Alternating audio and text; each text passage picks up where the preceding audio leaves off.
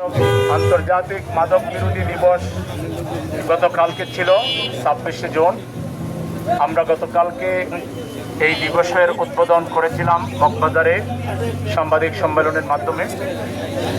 সেখান থেকে আমরা 4 দিন ব্যাপী ঢাকা সিটি উত্তরের সবগুলো ওয়ার্ডে মাদক বিরোধী সচেতনতা ক্যাম্পেইন এবং সমাজের সর্বস্তরের মানুষকে অন্তর্ভুক্ত করে সবাই যদি আমরা সচেতন না হই, আজকে যে ছেলেটি আপনার এখনো সুস্থ আছে, আপনার অনুগত আছে, ভালো আছে, তাকে যদি আপনি পাহারাদারি না করেন, তার প্রতি যদি যত্নশীল না হন, তাকে যদি একাডেমিক লেখাপড়ার পাশাপাশি নৈতিক শিক্ষায় যদি তাকে শিক্ষা না দেন, তাকে যদি সুস্থ সুন্দর পরিবেশে না রাখুন, ভালো বন্ধুদের সাথে যদি মিশতে না দেন, তাইলে আপনার দায়িত্ব অবহেলার কারণে আপনার সন্তান বসে থাকবে না। কোন অজান্তেই আপনার সন্তানের বন্ধু সেজে কেউ একজন এসে তাকে ধরে নিয়ে যাবে, নিয়ে বলবে, বন্ধু দোস্ত একটু সিগারেট একটু খাও না, একটু পান করো। এই যে ধূমপানে অভ্যস্ত করাবে, এই ধূমপান থেকে চূড়ান্ত মাদকতা এবং চূড়ান্ত সর্বনাশের দিকে আপনার সন্তান। আপনার সন্তান, আপনার দায়িত্ব বেশি। আপনি অনেক টাকা ইনকাম করেন, আপনি বড় লোক, আপনি সন্তানকে ভালোবাসেন মুখে মুখে, কিন্তু আপনার সন্তানটা নামাজ পড়ে কিনা, আপনার সন্তানটা দ্বীন শিখছে কিনা? মহান আল্লাহ তাআলা যে বাণী মানব জাতির কল্যাণে হেদায়েতের জন্য পাঠিয়েছেন, সেই পবিত্র আল কোরআন আপনার সন্তান কি তেলাওয়াত জানে, তর্জমা জানে? আপনার সন্তানকে আপনি যে বিদ্যাপীঠে পাঠান, ওই বিদ্যাপীঠে কিন্তু কোরআন শিক্ষার ব্যবস্থা নাই। আপনার সন্তানকে আপনি অনেক ভালোবাসেন, ভালোবাসার দাবি হলো তার জন্য কোনো দিক থেকে ক্ষতি না হয়। এই বিষয়টি আপনি দায়িত্ববান মানুষ হিসেবে আপনি নজরদারি করবেন। ভালোবাসার দাবি হলো আপনার সন্তানটা দুনিয়া আখিরাত দুই দৃষ্টিভঙ্গিতে গড়ে উঠবে। সে একদিকে ভালো মেধাবী তরুণ হবে, ছাত্র হবে, অন্যদিকে মা বাবাকে সম্মান করা শিখবে, বড়কে সম্মান করবে, ছোটকে স্নেহ করবে, পারিবারিক কাজে সে অংশগ্রহণ করবে। বাসায় মেহমান আসলে আপনার সন্তান টেবিল গুছাইয়া খাবার বাড়াইয়া দিয়া মেহমানদের জন্য খাবারের ব্যবস্থা করবে। আপনার সন্তানকে আরো কিছু নর্মস আপনাকে শিক্ষা দিতে হবে। শিক্ষককে সম্মান করতে হবে, কোনো বাজে জিনিসের সাথে সে, বাজে বন্ধুর সাথে সে চলবে না, অসৎ বন্ধুর সাথে চলবে না। এই শিক্ষা এবং দীক্ষাগুলো আপনাকে দিতে হবে। সেজন্য আমরা মনে করি যে আজকে যে অবস্থা বাংলাদেশে ব্যাপক হারে ধূমপান আর মাদক সেবার যে চর্চা চলছে, এটা একটা জাতিকে নেশাগ্রস্ত জাতিতে পরিণত করে, আমাদের জাতিকে মাতাল বানিয়ে, নেশাগ্রস্ত বানিয়ে কেউ যদি ভিন্ন উদ্দেশ্য হাসিল করতে চান, আপনাদের জানিয়ে দিতে চাই, জামাতে ইসলামী বেঁচে থাকতে এটা পারবেন না। জামাতে ইসলামের সাথে লক্ষ লক্ষ তরুণ এবং যুবকের সম্পর্ক আছে। তারা কখনো মাদক সেবী হবে না, কখনো তারা ধূমপান করবেন না, কখনো তারা আপনাদের অন্যায়ের আহ্বানে সাড়া দেবেন না।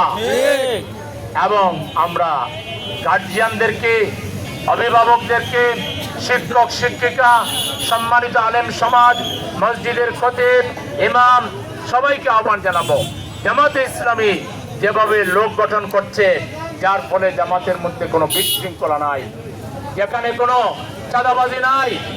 সারা বাংলাদেশে জামাতের কোনো লোক চাঁদাবাজি করে, চান্দারবাজি করে, খুন করে, দর্শন করে, তার কোনো কথা বাংলাদেশে কেউ বলে না। কারণ জামাত আল্লাহর দিয়া জীবন বিধান আল ইসলামকে অনুসরণ করে। এই ইসলামের শিক্ষাকে আমাদের শিক্ষা ব্যবস্থার সর্বস্তরে চালু করতে হবে। প্লে থেকে মাস্টার্স পর্যন্ত কোরআনকে শিক্ষা বাধ্যতামূলক করে দিতে হবে, হাদিস শিক্ষা বাধ্যতামূলক করে দিতে হবে, নৈতিক শিক্ষা বাধ্যতামূলক করে দিতে হবে এবং আমাদের সর্বস্তরে আমরা যাতে মাদককে না বলি, জীবনকে হা বলি, সেই ব্যবস্থা নিতে হবে।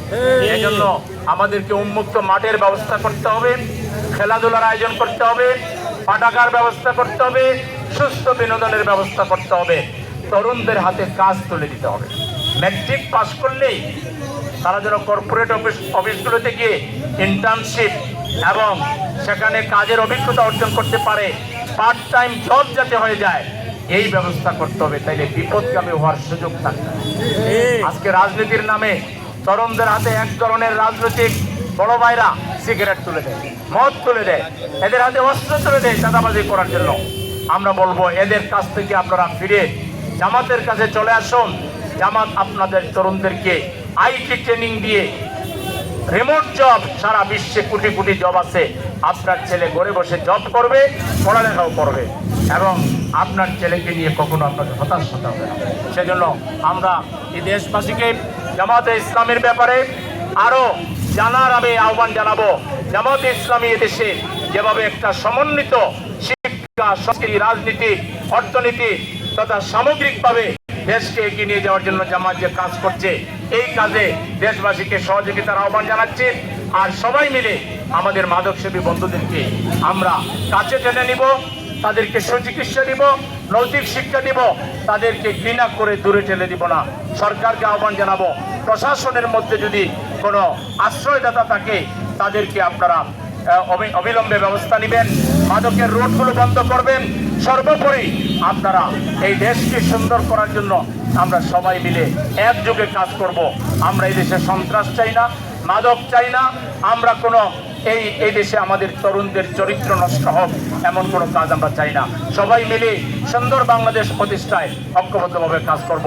মাদক বিরোধী এই গণসংযোগ আগামী 3 দিনও চলবে। আমি সকল মিডিয়ার বন্ধুদেরকে আমাদের এই ক্রিয়েটিভ গঠনমূলক কাজকে তাদের মিডিয়ার মাধ্যমে প্রকাশ করে জনগণকে এটার সাথে সম্পৃক্ত করার উদাত্ত আহ্বান জানিয়ে আজকের এই আয়োজনে এই ওয়ার্ডের যিনি কাউন্সিলর ক্যান্ডিডেট দেওয়ান মোহাম্মদ সাইফুল ইসলাম সহ আমাদের মুতাকাব্বির ভাই এবং অন্যান্য যারা দায়িত্বশীল ভূমিকা রেখেছেন, মাহফুজ ভাই এবং আমাদের ইয়াসিন আরাফাত ভাই সহ দায়িত্বশীলরা যারা এখানে দায়িত্ব পালন করেছেন, সবাইকে আমার পক্ষ থেকে অনেক অনেক ধন্যবাদ, মোবারকবাদ জানিয়ে আমরা আমাদের এই প্রিয় দেশকে গড়ার জন্য সবাই একযোগে ঐক্যবদ্ধভাবে কাজ করব। আমরা মাদক সেবীদেরকে নৈতিক চরিত্রের দিকে আহ্বান জানিয়ে তাদেরকে সঠিক পথে ফিরিয়ে এনে দেশ গঠনমূলক কাজে তাদেরকে আমরা লাগাবো, সেই প্রত্যাশা ব্যক্ত করে সবাইকে ধন্যবাদ জানিয়ে আমার বক্তব্য এখানে শেষ করছি। আল্লাহ হাফেজ। আসসালামু আলাইকুম ওয়া রাহমাতুল্লাহি।